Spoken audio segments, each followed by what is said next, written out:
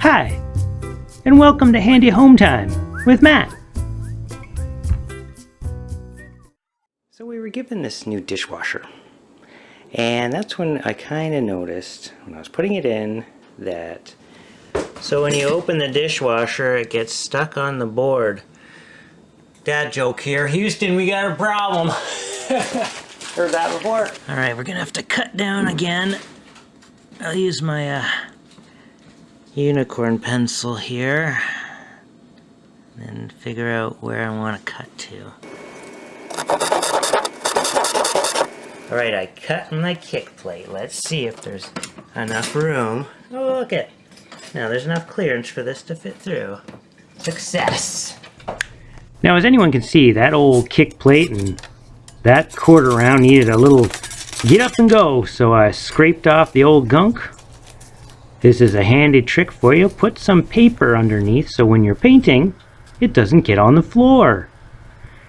And when one side's done, you'll notice the other side is not as bright, so you'll want to paint that. So I had to take off this old hanger thing and putting it back on. You know, things don't always go as planned, so you know, keep your cool, keep trying, and if you need to, just give up and walk away. Handy trick there.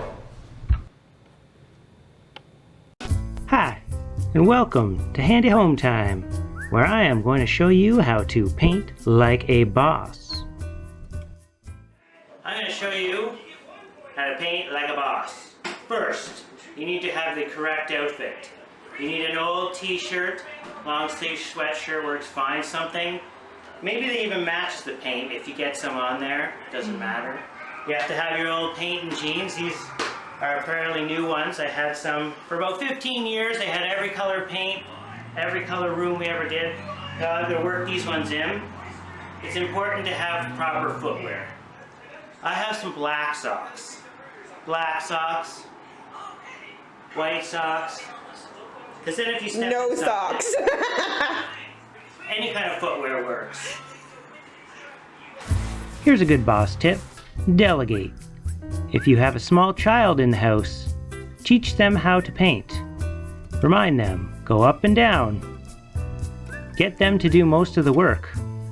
It will save you a lot of time and energy. And unlike us old guys, kids have lots of energy, so let's put it to productive use. And if they get a little paint in the hair, no big deal.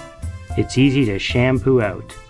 And on that note, if you spill a little paint, or your little helper does, on the ground, just get a wet cloth before it dries and wipe it off. As you can see, I'm getting quite creative here by attaching a paintbrush to a hockey stick so I can reach into the far corners over top of the stairs. Now that's a safe tip. Better safe than sorry.